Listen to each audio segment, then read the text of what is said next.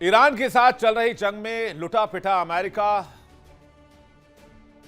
एक और मुसीबत की कगार पर आ खड़ा हुआ है।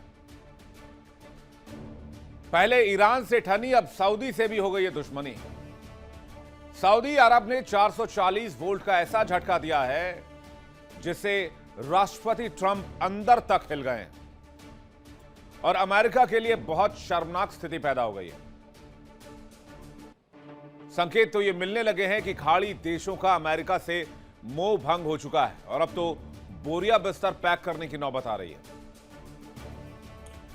अमेरिका को लगता था, और अमेरिका के जितने भी राष्ट्रपति थे इंक्लूडिंग डोनाल्ड ट्रंप, उनको भी लगता था कि अरब देशों को वो अपनी उंगलियों पर नचाते रहेंगे और अरब देश उनकी उंगली पर नाचते रहेंगे। वो जो भी ऑर्डर देंगे यस सर कह के मंजूर हो जाएगा। लेकिन इस बार सऊदी ने ट्रंप की तानाशाही को ठेंगा दिखा दिया।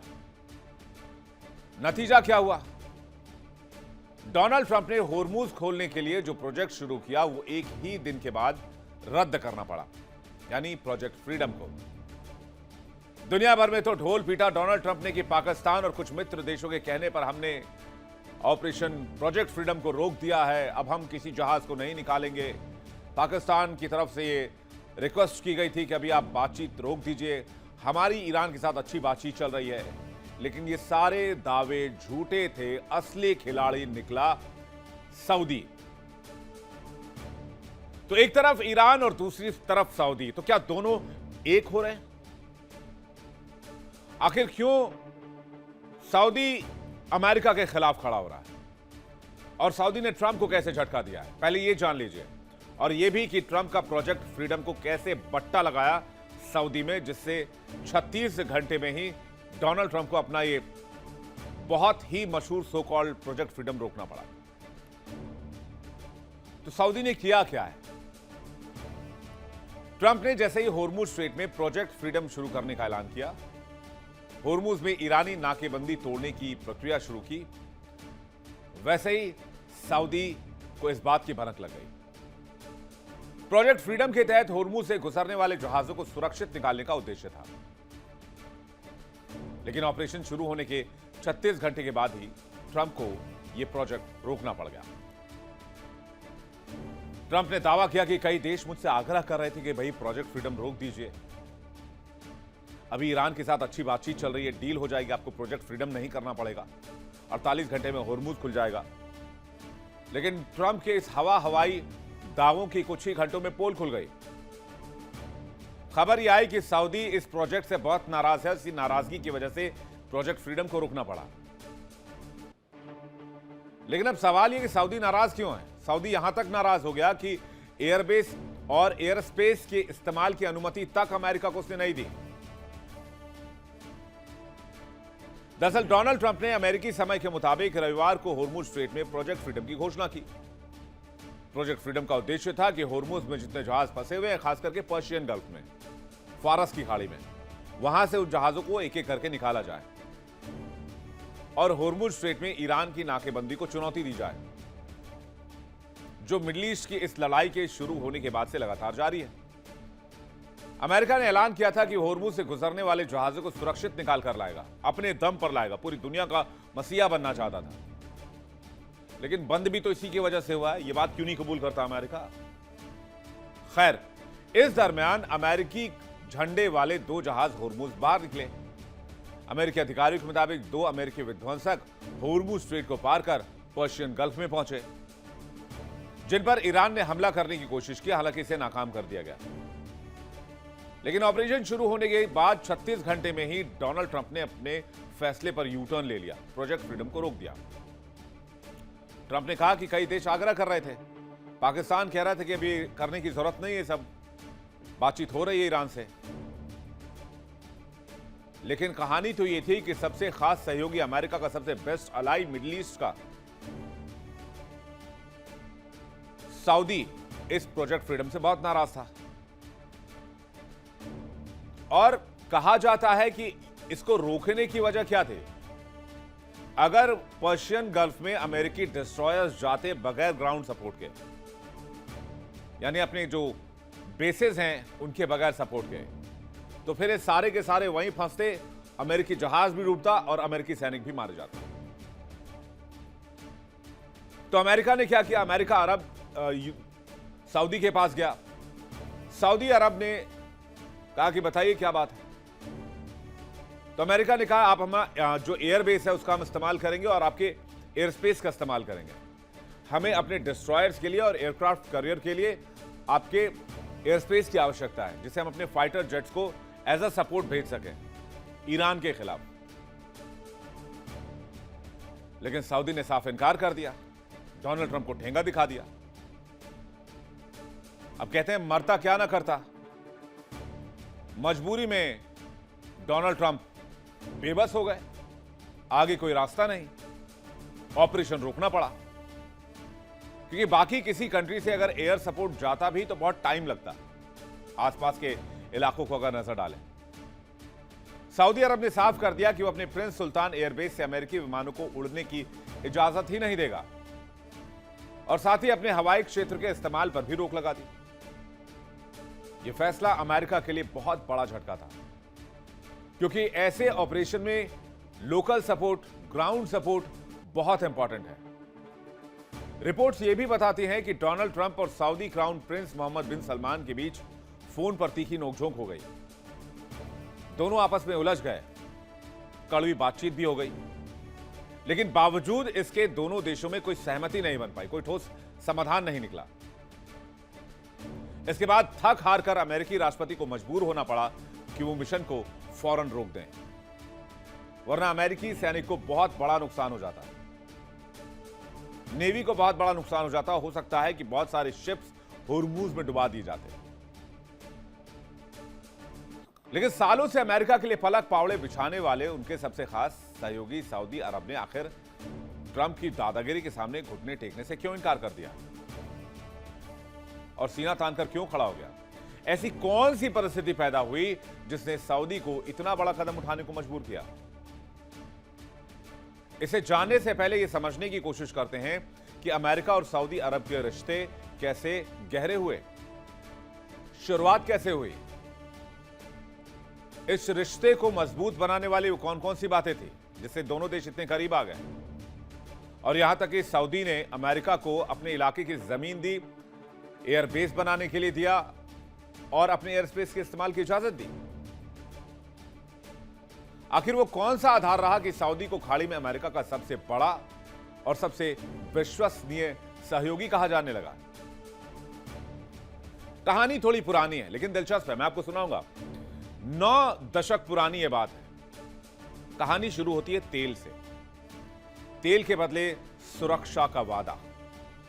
सऊदी अमेरिका के रिश्ते 90 सालों से ज्यादा पुराना। रणनीतिक गठबंधन 1933 में हुई, तभी सऊदी और अमेरिका के इस रिश्ते की शुरुआत हुई। लेकिन आप सोचिए कि डोनाल्ड ट्रंप अपने सेकेंड रिजिम में महज 1.5 साल के अपने करियर में उन्होंने इतनी पुरानी दोस्ती को भी तार-तार कर दिया। सऊदी अरब ने पहली तेल सब्सिडी में सिलसिले के लिए करार किया था। अमेरिकी कंपनी स्टैंडर्ड ऑयल के साथ यह डील हुई। 1938 में सऊदी अरब के पूर्वी क्षेत्र दम्माम में तेल भंडार का पता चला। जैसे ही तेल भंडार का पता चला, अमेरिकी लाव लश्कर लेके आ गए, तेल मिला, आओ चलो तेल निकालते हैं। तो जहां तेल वहां अमेरिका। 1944 में Arabian American oil company Aramco का जन्म हुआ और 1952 तक इसका हेडक्वार्टर न्यूयॉर्क में रहा अरामको का। सऊदी सरकार ने 1980 में अरामको को अपने कंट्रोल में ले लिया। लाल सागर के जहाज पर ऐतिहासिक सामरिक रिश्तों का आगाज हुआ। फिर 1945 में मामला और मजबूत हुआ। अमेरिकी राष्ट्रपति तत्कालीन रूजवेल्ट, सऊदी शाह अब्दुल अजीज के बीच बैठक हुई। अमेरिकी नौसैनिक युद्धपोत यूएसएस क्वींस पर दोनों मिले। बैठक में 2 बहुत इंपॉर्टेंट मुद्दों पर बातचीत हुई। फिलिस्तीन में यहूदी देश की स्थापना पर बात हुई और दोनों के बीच ऐतिहासिक सऊदी अमेरिकी करार पर बातचीत हुई। बदले में सऊदी को क्या मिलता? सुरक्षा की डबल गारंटी। और बदले में अमेरिका को क्या मिलता? सऊदी का नॉन स्टॉप तेल। यानी ये जो दोनों देश करीब आए, ये तेल और सुरक्षा के लेन देन पर आधारित था। मुख्य रूप से तेल के बदले सुरक्षा पर आधारित 90 साल से पुराना याराना, जिसकी शुरुआत 1933 में ही हो गई थी। लेकिन धीरे धीरे यह दोस्ती और मजबूत होती चली गई। फिर चाहे वो अरामको की बात हो 1952 में, फिर 1980 में जब तेल के बदले सुरक्षा की बात हुई तत्कालीन राष्ट्रपति फ्रैंकलिन रूजवेल्ट के साथ, 1945 में, माफ कीजिएगा, स्वेज नहर में होने वाली इस बैठक में दो महत्वपूर्ण मुद्दों पर बात हुई कि भाई आप सऊदी की सुरक्षा करेंगे चाहे किसी भी कीमत पर करें। और करीब 28 सालों तक दोनों देशों के बीच रिश्ते पूरी मजबूती के साथ कायम रहे और दिन ब दिन मजबूत होते गए। लेकिन एक वक्त आया 1973 में जब एक घटना ने दोनों देशों के रिश्तों में एक बड़ा अवरोध और तनाव पैदा किया। 1973 में अरब इजराइल का संघर्ष बढ़ा। इस दौरान ओपेक का बड़ा फैसला सामने आया। इजराइल के समर्थक देशों पर तेल देने पर प्रतिबंध लगा दिया। अमेरिका के खिलाफ भी सैंक्शन लगाया गया। प्रतिबंध ने अमेरिका और वैश्विक अर्थव्यवस्था को हिला कर रख दिया। कुछ ऐसा ही सीन बना जैसे इन दिनों बना हुआ है ऑयल और गैस और उर्वरक को लेकर। 1979 में अफगानिस्तान में दाखिल हुआ सोवियत संघ। अफगानिस्तान से सोवियत संघ को निकालने की तैयारी की गई। अमेरिका, सऊदी और पाकिस्तान ने मुजाहिदीन फौज तैयार की और यहीं तालिबान का जन्म होता है। अमेरिका और सऊदी अरब के रिश्तों में फिर से मजबूती आई। मुजाहिदीन फौज में उसामा बिन लादेन समेत हजारों सुन्नी लड़ाके शामिल हुए और बाद में यही गुट जाकर अलकायदा बना और उसका चीफ बना उसामा बिन लादेन। 1973 के अरब इजराइल संघर्ष से कहानी बदलती है। लेकिन 1979 आते आते तक जब सोवियत का विघटन हो रहा था तब दोनों में दोस्ती फिर से हो जाती है, क्योंकि सोवियत के खिलाफ अमेरिका को एक विश्वसनीय सहयोगी चाहिए था। एक तो पाकिस्तान जो अमेरिका का पुराना दलाल है, वो तो पहले से ही साथ था। फिर सऊदी अरब को साथ लाया गया और सऊदी अरब के साथ रिश्तों में फिर से मजबूती आ गई। इस मुजाहिदीन फौज में उसामा बिन लादेन अलकायदा के नाम से संगठन बनाता और बाद में उसका चीफ बन जाता और वही अलकायदा और उसामा बिन लादेन 9/11 कर देते हैं अमेरिका में जाकर। वो कहानी कुछ और है लेकिन वो भी बहुत दिलचस्प है। किसी दिन कोई स्टोरी आई इससे जुड़ी हुई तो वो भी मैं आपको सुनाऊंगा। लेकिन अब सवाल आता है कि अब कहां से मामला चेंज हुआ। अमेरिकी और सऊदी अरब के रिश्तों को नया आयाम मिला इराक के कुवैत हमले के बाद। दरअसल इराकी राष्ट्रपति सद्दाम हुसैन पूरे इलाके में बड़ी ताकत बनकर उभर रहे थे। 1990 में कुवैत पर इराक के हमले के बाद सद्दाम हुसैन और सऊदी अरब के संबंध बेहद खराब हो गए। सऊदी अरब को डर था कि सद्दाम उन्हें अगला निशाना बना सकते हैं, इसलिए उन्होंने अमेरिका से मदद मांगी, जिसके बाद खाड़ी युद्ध शुरू हुआ और यह तनाव 2003 में सद्दाम के पतन तक बना रहा, यानी अमेरिकी इन्वेजन के आसपास। क्योंकि 1990 में इराक ने कुवैत पर बहुत बड़ा हमला कर दिया था। इराकी सेना निकालने के लिए अमेरिका ने सऊदी में फौज भेजी। कुछ धार्मिक हस्तियों ने अमेरिकी सैनिकों की तैनाती की निंदा की। 2003 में सद्दाम हुसैन का अमेरिकी सैनिकों ने तख्ता पलट कर दिया, जिसके बाद से अमेरिका सऊदी के बीच रिश्ते फिर से मजबूत हो गए और तब से वो अमेरिका से हथियार खरीदने लगा और स्थिति यहां तक आ गई कि सऊदी अमेरिका से हथियार खरीदने वाला सबसे बड़ा देश बन गया। यानी पिछले 23 सालों में जबरदस्त दोस्ती का दौर 2003 के बाद से, और 2003 के बाद से दोनों देशों के रिश्ते दिन ब दिन मजबूत होते रहे। Stockholm International Peace Research Institute यानी कि सीपरी के मुताबिक सऊदी अरब आज की तारीख में अमेरिका से सबसे ज्यादा हथियार खरीदने वाला देश है। लेकिन 2001 की एक बड़ी आतंकी घटना ने अमेरिका समेत पूरी दुनिया को हिला दिया, जिसमें 3000 से ज्यादा लोगों की मौत हुई थी। सबसे बड़ी बात, जिस अमेरिका ने अलकायदा का पालन पोषण किया, उसी अलकायदा ने अमेरिका में भारी तबाही मचाई, जंग छेड़ दी अमेरिका के खिलाफ। 9/11 के अटैक को अमेरिका अपने खिलाफ जंग मानता है। इसलिए आपने देखा होगा कि 9/11 का बदला लेने के लिए अफगानिस्तान तक, इराक, सीरिया तक अमेरिका के साथ साथ नेटो देश भी आए थे, क्योंकि नेटो के चार्टर में यह साफ साफ लिखा हुआ है कि अगर नेटो में शामिल किसी भी एक देश पर हमला होता है तो पूरे नेटो पर हमला माना जाएगा और पूरा नेटो मिलकर उसका जवाब देगा। इस हमले के बाद अमेरिका और सऊदी के संबंध में भी तनाव आया। क्योंकि अलकायदा के 19 आतंकियों ने यूएस में 4 विमानों को अगवा किया और 4 जगहों पर धराशायी कर दिया। WTC टावर में, वॉशिंगटन डीसी के ठीक बाहर पेंटागन में। चौथा विमान ग्रामीण पेंसिल्वेनिया में दुर्घटनाग्रस्त हुआ, जिसमें सभी के सभी मारे गए। हालांकि ये विमान व्हाइट हाउस को निशाना बनाने में कामयाब नहीं हो सके। इसमें 3000 अमेरिकी मारे गए थे। 19 विमान अपहरणकर्ताओं में से 15 के संबंध सऊदी अरब से थे। 11 सितंबर 2001 में जब अमेरिका में इतना बड़ा आतंकी हमला हुआ तो अमेरिका ने इसका बदला लेने का फैसला किया। और चूंकि ज्यादातर अमेरिकी जो वहां पर जो आतंकी इसमें इन्वॉल्व थे वो सऊदी से कनेक्ट करते थे, इसलिए सऊदी से भी बहुत ज्यादा तनातनी अमेरिका के संबंधों में आ गई। फिर आया वो समय जब अमेरिका ने रासायनिक और बड़े पैमाने पर विध्वंसक हथियार रखने का आरोप लगाकर इराक पर हमला बोल दिया। अमेरिका के राष्ट्रपति जॉर्ज डब्ल्यू बुश हुआ करते थे उस समय। सऊदी अरब ने अमेरिका से इराकी राष्ट्रपति सद्दाम हुसैन को हटाने का निर्णय किया और सऊदी अरब का कहना था कि सद्दाम हुसैन को हटाए जाने से इराक में संप्रदायों में बढ़ जाएगा। हालांकि इससे अमेरिकी सऊदी संबंधों पर असर तो नहीं पड़ा, बल्कि रिश्ते और मजबूत हुए, क्योंकि इराक से खतरा सऊदी को भी था। लेकिन 2015 में जब अमेरिका ने ईरान के साथ परमाणु समझौता किया, तब फिर सऊदी की नाराजगी बढ़ गई। यह था बराक ओबामा का दौर। अमेरिका ने ईरान के साथ परमाणु समझौता किया, बराक ओबामा के नेतृत्व में तत्कालीन राष्ट्रपति बराक ओबामा। सऊदी अरब ने कहा कि अमेरिका ने बिना विश्वास में लिए हुए ईरान के साथ इतना बड़ा समझौता किया है। फिर सऊदी अरब ने आक्रामक विदेश नीति अपनाई। बहरीन में प्रदर्शन को कुचलने के लिए सेना भेजी। मिस्र में सरकार पलटने का समर्थन किया। यमन में जारी गृहयुद्ध में भी सऊदी ने सेना उतार दी। इससे अमेरिका और सऊदी के बीच बहुत ज्यादा तनातनी हो गई। इस नीति के तहत सऊदी ने बहरीन में लोकतंत्र के पक्ष में होने वाले प्रदर्शन को कुचलने के लिए जो सेना भेजी, उसमें मिस्र में अब्दुल फतह अल सीसी की तरफ से सरकार पलटने का समर्थन किया और यमन में जारी गृहयुद्ध में भी सेना भेजने का फैसला किया। इधर सितंबर 2016 में अमेरिकी कांग्रेस ने एक विधेयक पारित किया, जिसके तहत 11 सितंबर के हमलों में शामिल होने पर सऊदी अरब पर अमेरिकी नागरिक मुकदमा दायर कर सकते थे। इस विधेयक को रुकवाने के लिए व्हाइट हाउस और सऊदी अरब ने बेहद कोशिश की, लेकिन नाकाम रहे। सऊदी अरब ने यहां तक कह दिया कि अगर विधेयक पारित किया गया तो सऊदी अरब अमेरिका में अपना निवेश समाप्त कर लेगा। तब पहली बार अमेरिका का राष्ट्रपति बनने के बाद ट्रंप ने सऊदी अरब के साथ संबंधों को बेहतर बनाने की प्रक्रिया शुरू की और तब उन्होंने इस बात का ऐलान किया कि उनके मुताबिक ईरान के साथ परमाणु समझौता एक बहुत बड़ी गलती थी।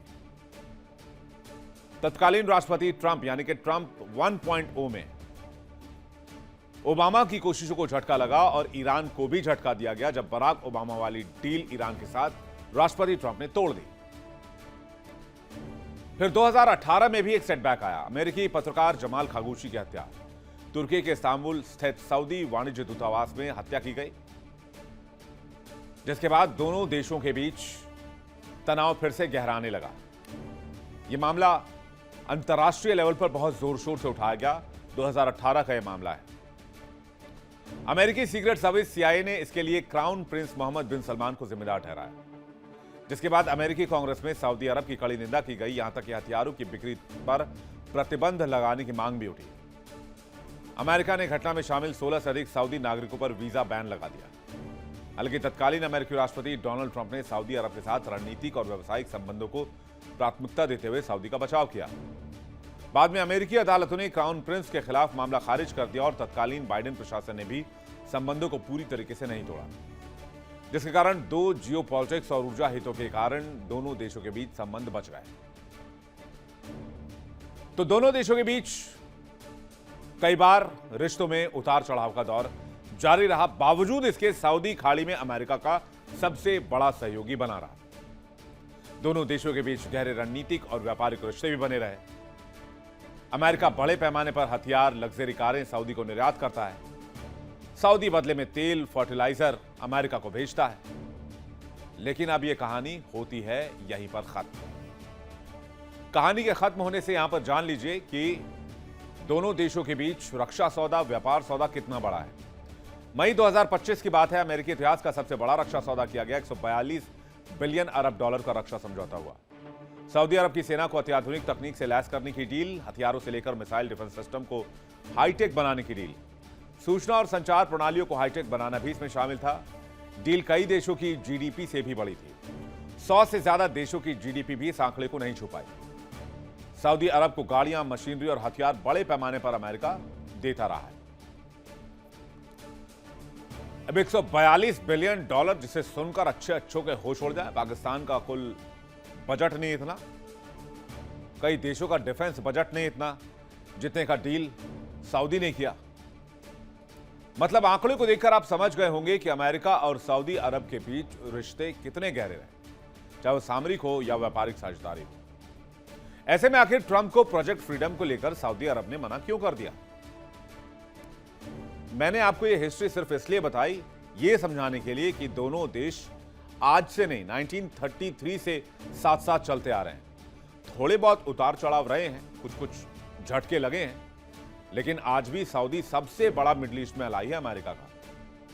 अब सऊदी अरब फिर नाराज क्यों हुआ? और ऐसी नाराजगी कि अमेरिका को कह दिया कि तुम अपने एयरबेस का इस्तेमाल नहीं कर सकते और ना ही हमारे एयर स्पेस का इस्तेमाल कर सकते।